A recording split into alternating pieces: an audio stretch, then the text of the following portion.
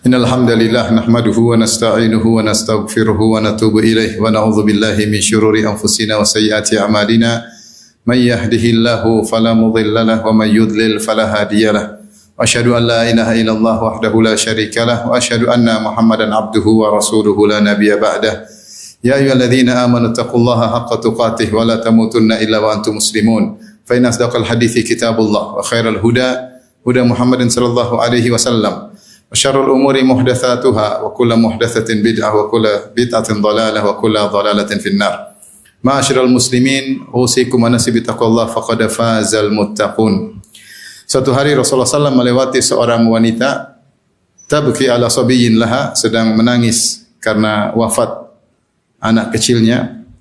Maka Rasulullah SAW pun menasihati wanita tersebut karena dia meratapi anaknya yang meninggal. Rasulullah SAW berkata, ya hadhihi ittaqillaha wasbiri. Wahai fulanah, bertakwalah kepada Allah dan bersabarlah. Rasulullah nasihati. Maka wanita ini pun tersinggung. Dia berkata, ilaika anni innaka lam tusab bi musibati. Jauhlah engkau dariku. Sungguhnya kau tidak mengalami apa yang aku alami.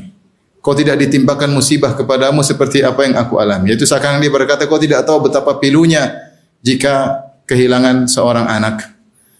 Wanita ini lam ta'rifu, dia tidak mengenal kalau yang menasihati adalah Nabi sallallahu alaihi wasallam. Kemudian Nabi pergi. Setelah Nabi pergi, kemudian ada yang memberitahu bahwa tadi yang menegurmu adalah Rasulullah sallallahu alaihi wasallam. Maka dia pun segera menuju rumah Nabi sallallahu alaihi wasallam. Kemudian dia minta uzur, dia mengatakan lam a'rifka, saya tidak tahu tadi engkau ya Rasulullah. Dia ingin menyampaikan saya akan bersabar. Apa kata Nabi sallallahu alaihi wasallam? Innamas sabru 'inda sadamatil ula. Sungguhnya sabar yang hakiki, sabar yang sejati adalah tatkala pada hantaman yang pertama. Hadis ini beri kita pelajaran bahwasanya sabar bertingkat-tingkat, tapi sabar yang terbaik di antaranya ketika pertama kali terkena hantaman. Sampai Rasulullah SAW menamakan dengan sodmah. Sodmah bahasa Arab artinya hantaman. Karena orang terkena musibah dia seperti dihantam. Dan ketika pertama kali dia bisa bersabar, pahalanya sangat besar. Sebagaimana dijelaskan oleh Nawawi rahimahullahu ta'ala. Karena sangat berat seorang bersabar di awal kali terkena musibah. Adapun jika sudah lewat berhari-hari, maka semua bisa bersabar. Tapi sabar yang sungguhnya, yang pahalanya sangat besar ketika di awal terkena musibah. Kenapa? Karena rasa pilu yang paling berat, rasa sakit yang paling berat ketika pertama kali terkena musibah. Dari sinilah kita bisa mengambil faedah bahwasanya semakin pilu suatu musibah kita rasakan, semakin sedih, semakin berat, maka semakin besar pahalanya. Sabar di awal musibah tidak sama sabar setelah 2 hari dan 3 hari. Semuanya ada pahalanya, tapi beda ketika sabar pertama kali terkena hantaman musibah. Karenanya Rasulullah SAW bersabda, Inna idhamal jaza ma'idhamil bala. Sungguhnya besarnya pahala tergantung dengan besarnya musibah, besarnya ujian. Semakin musibah semakin besar, semakin pilu, semakin susah, maka semakin besar pahalanya. Semakin besar ganjarannya di surga kelak. Dan orang yang paling besar pahalanya yang paling berat musibahnya. Nabi SAW bersabda, Asyaddun nasi bala'an al-anbiya. Sungguhnya orang yang paling berat ujiannya adalah para nabi. Summa salihun, kemudian orang-orang soleh. Summal amsal fal amsal. Kemudian selanjutnya dan selanjutnya. Lihatlah Khalilar Rahman, 2 kekasih Allah, yaitu Nabi Muhammad SAW dan Nabi Ibrahim alaihissalam. Mereka berdua diuji pada perkara-perkara yang sangat mereka cintai, yang menjadikan sangat pilu hati mereka. Lihatlah Rasulullah SAW diuji dengan pamannya Abu Talib yang seakan-akan merupakan ayahnya sendiri, yang merawat Nabi ketika Nabi masih kecil, yang sangat mencintai Nabi, bahkan rela pasang badan untuk membela Nabi SAW. Dia pernah berkata, Wallahi lan tasilu ilaika bidharbatin hatta wasada fit turabi dafina. Mereka tidak akan bisa melukaimu sampai aku mati, kata Abu Talib. Siap pasang badan untuk membela Nabi. Dan dia sangat mencintai Nabi SAW. Tetapi ternyata dia meninggal dalam kondisi musyrik. Ini sangat menyedihkan Nabi SAW. Saking sedihnya Nabi SAW berkata, La astaghfirullaha laka La astaghfirullah anka ma lam unha anka. La astaghfirullah laka ma lam unha anka. Aku akan mohon ampunan buatmu selama aku tidak dilarang. Ternyata Allah menegur Nabi sallallahu alaihi wasallam. Allah berkata, innaka la tahdi man ahbabta. Kau tidak bisa beri petunjuk kepada orang yang kau cintai. Kemudian juga turun firman Allah Subhanahu wa taala, maka lin nabi wal ladzina amanu ayastaghfirul musyrikin walau kanu uli qurba. Tidak pantas bagi nabi dan orang beriman untuk mohon ampunan bagi orang musyrikin meskipun karib kerabat. Demikian juga betapa pilu hati Nabi sallallahu alaihi wasallam ketika orang yang sangat dia cintai, istrinya yang sangat salehah, Khadijah radhiyallahu anha, meninggal di tahun yang sama. Yang hidup bersama Nabi selama 25 tahun, tidak pernah mengangkat suaranya. Yang memberikan seluruh hartanya buat Nabi sallallahu alaihi wasallam. Yang memberikan anak-anak bagi Nabi sallallahu alaihi wasallam. Rasulullah SAW pernah berkata, "Amanat bi idz kafara biyan nas." Sungguhnya Khadijah beriman kepadaku ketika semua orang kafir kepadaku. Wa saddaqatni idz kadzabaniyan nas. Dia membenarkan aku ketika semua orang mendustakan aku. Wa wasatni bimaliha wa nafsiha, dan dia bantu aku dengan hartanya dan jiwanya. Wa razaqani Allahu auladaha idh haramani Allahu auladan nisa. Dan Allah menganugerahkan kepadaku anak-anak darinya sementara wanita lain tidak ada anak untukku dari mereka. Maka ketika Khadijah istri yang sangat solehah ini meninggal, yang Rasulullah pernah berkata, inni qad ruziktu hubbaha, aku telah dianugerahi oleh Allah bisa mencintai Khadijah. Bagi Nabi cinta kepada Khadijah adalah anugerah dari Allah Subhanahu wa taala. Ternyata istrinya juga meninggal. Tentu sangat pilu hati Nabi sallallahu alaihi wasallam. Sehingga para ulama menamakan tahun tersebut sebagai Amul Huzni, tahun kesedihan, karena dua orang yang sangat dicintai oleh Nabi meninggal di saat yang berdekatan. Yang satu membela Nabi ketika di luar rumah, pamannya Abu Talib. Yang satu menjadi pelipur lara bagi Nabi ketika dalam rumah. Itulah, namun kaedah menyatakan semakin pilu, semakin sakit, semakin besar pahala. Lihatlah Khalil Rahman yang lain, Nabi Ibrahim alaihissalam, kekasih Allah. Bagaimana ujian yang dia alami?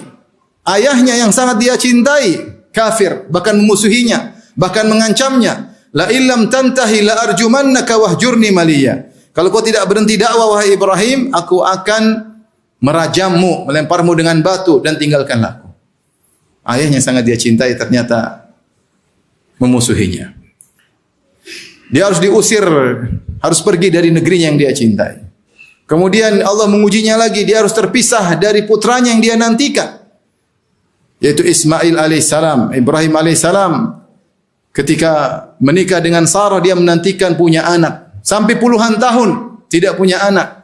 Ketika dia menikah dengan Hajar, akhirnya punya anak. Ketika keluar anak yang dia sudah nantikan puluhan tahun tersebut, ternyata Allah mengharuskan agar dia memisahkan dirinya dari anaknya. Maka anaknya diletakkan di lembah yang jauh, yang kering, yang ada di Mekah. Dan ini ujian yang sangat pilu. Dia harus meninggalkan istrinya Hajar di tempat tersebut. Ketika Hajar bertanya, Allahu amaraka bihadza, apakah Allah yang perintahkan engkau? Kata dia, na'am, Allah yang perintahkan saya untuk meninggalkan engkau, istriku dan anakku di tempat lembah yang kering ini. Tentunya kalau kita menceritakan musibah-musibah yang dialami, ujian-ujian yang oleh para nabi, maka sangat banyak. Tetapi kaidah menyatakan semakin pilu, semakin besar pahala. Ketika seorang diuji dengan ujian yang sangat menyakitkan, yang sangat memilukan, ketahuilah bahwasanya kalau dia sabar, dia akan meraih kenikmatan yang sangat indah di alam barzah maupun di surga kelak. Aqulu qouli hadza astaghfirullah li wa lakum wa lisal muslimin kulli dhanbin khati'ah fastaghfiruhu innahu huwal ghafurur rahim.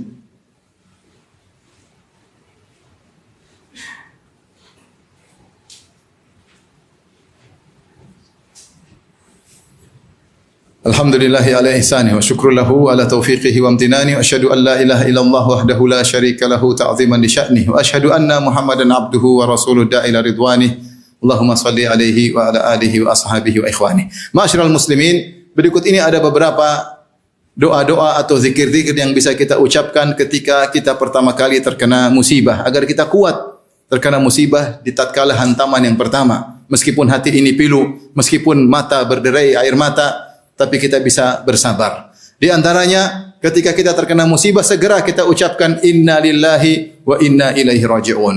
Kita tidak hanya mengucapkannya, tapi kita merenungkan maknanya. Kita ini hanyalah milik Allah. Dan kita semua akan kembali kepada Allah. Terserah Allah mengatur kita mau diapain. Allah lebih tahu tentang maslahat kita. Kita, istri kita, anak kita, harta kita, semuanya milik Allah.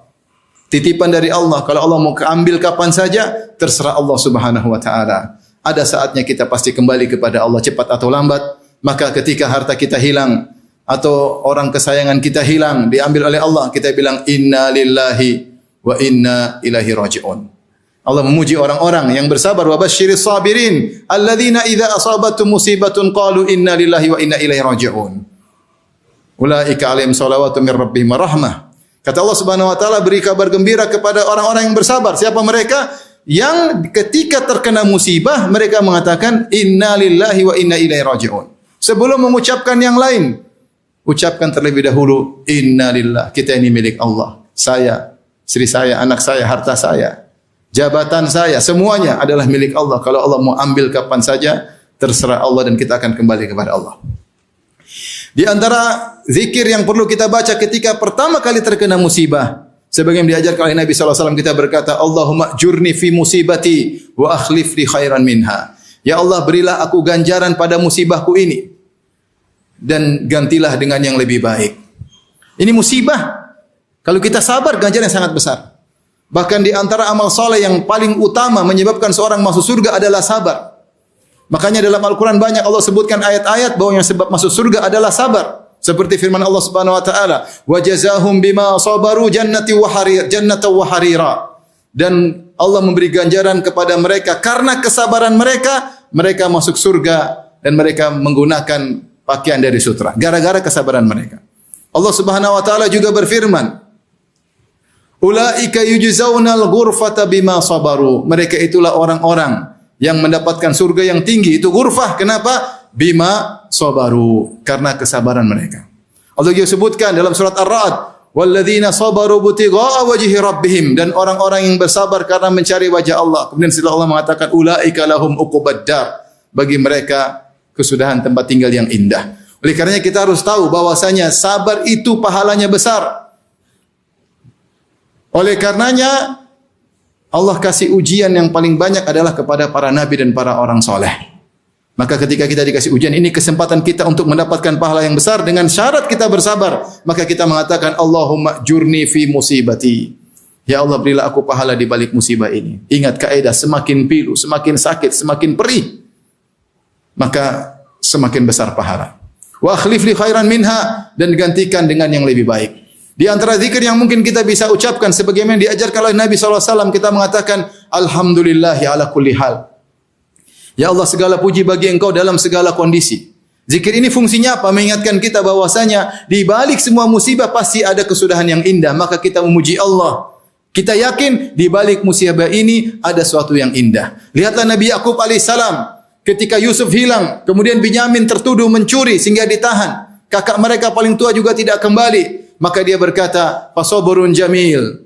Asallahu ayyatiyani bihim jami'an. Innahu huwal alimul hakim." Dia mengatakan, saya akan sabar dengan sabar yang indah. Itu tidak mengeluh kepada siapapun. Asallahu ayyatiyani bihim jami'an. Semoga Allah mengembalikan mereka semua kepadaku. Kemudian dia tutup perkataannya dengan berkata, Innahu huwal alimul hakim. Sungguhnya Allah maha mengetahui apa yang dia lakukan. Al-Hakim maha bijaksana tentang apa yang dia putuskan. Maka ketika seorang bingung apa di balik musibah ini, apa hikmahnya, cukup dia berkata, Alhamdulillah ala kulli hal. Segala puji bagi Allah. Pasti ada kebaikan di balik ini. Entah kita tahu nanti atau tidak tahu, sungguhnya Allah Al-Alimul Hakim. Dia maha berilmu, dia tahu apa yang dia lakukan, dan dia maha bijaksana. Dia tahu di balik setiap musibah ada hikmah yang akan didapatkan oleh sang hamba. Maka jangan lupa mengucapkan Alhamdulillah ala kulli hal. Di antara hal yang membantu kita agar kita bisa bersabar, sebagaimana doa yang disebutkan oleh Allah, yang diucapkan oleh orang-orang salihin, Allahumma afrik alaina sabra. Ya Allah, curahkan sabar kepadaku. Afrik, tumpahkan. Aku butuh sabar yang banyak, ya Allah. Curahkan sabar kepadaku. Ketika pasukan Talut melawan Jalut, maka mereka berdoa, Rabbana afrik alaina sabra wa tawaffana muslimin. Jumlah mereka kecil, harus melawan pasukan Jalut yang sangat banyak. Maka mereka bertawakal kepada Allah dengan berdoa, Ya Rabbana, Rabbana afrik alaina, curahkanlah sabar kepada kami. Dan wafatkanlah kami dalam kondisi Islam. Ini agar kita bisa sabar. Demikian juga ketika para penyihir Fir'aun yang sudah sadar dan masuk Islam diancam dibunuh oleh Fir'aun, maka mereka berkata, "Afrik alaina sabra." Ya Allah, afrik alaina sabra wa tawaffana muslimin. Ya Allah, curahkanlah sabar kepada kami dan wafatkanlah kami Islam. Adapun tadi pasukan Talut, mereka berkata, "Afrik alaina sabra wa tsabbit aqdamana wansurna 'alal qaumil kafirin." Intinya berdoa, "Afrik alaina sabra." Ya Allah, curahkanlah sabar kepadaku. Dan di antara doa yang juga diucapkan, dianjurkan oleh para salihin, kita berdoa, Allahumma arbit ala qalbi. Ya Allah, ikatkanlah, kokohkanlah hatiku. Allah menyatakan dalam Al-Quran, walaula an rabatana ala qalbiha litakuna minal mu'minin. Kata Allah Subhanahu wa taala terhadap ibunya Nabi Musa, ketika Nabi Musa diletakkan di keranjang untuk selamat dari kejahatan Fir'aun, ternyata keranjang tersebut mampir justru di istana Fir'aun. Ternyata Musa dipungut oleh keluarga Fir'aun. Ibunya melihat. Kata Allah, in kadat la tubdi bihi laula an rabatna ala qalbiha. Hampir-hampir ibunya teriak, itu putraku, jangan diambil. Kalau dia teriak maka ketahuan. Kata Allah, laula an rabatna ala qalbiha, kalau bukan kami ikat hatinya sehingga dia menjadi sabar. Demikian juga ketika pemuda Ashabul Kahfi diinterogasi oleh raja, maka Allah berkata, ya, mereka warabatna ala qulubihim idh qamu faqalu rabbuna rabbus samawati wal ardi lan nad'u min dunihi ilaha laqad qulna idzan syatata. Mereka diinterogasi, disuruh syirik kembali, Allah ikat hati mereka dan mereka tetap tegar mengatakan Rabb kami adalah Allah Subhanahu wa taala. Kami tidak akan syirik. Bagaimana mereka bisa tegar? Allah ikat hati mereka. Maka seorang ketika diuji berdoa kepada Allah, Allahumma arbit ala qalbi, ya Allah ikatlah hatiku. Semoga Allah Subhanahu wa taala menjadikan kita orang yang sabar ketika diuji oleh Allah Subhanahu wa taala. Semoga Allah menganugerahkan kepada kita dengan kesabaran yang kita lakukan atas ujian-ujian Allah Subhanahu wa taala. Innallaha malaikatahu yusalluna 'alan nabi, ya ayyuhalladzina amanu sallu 'alaihi wa sallimu taslima.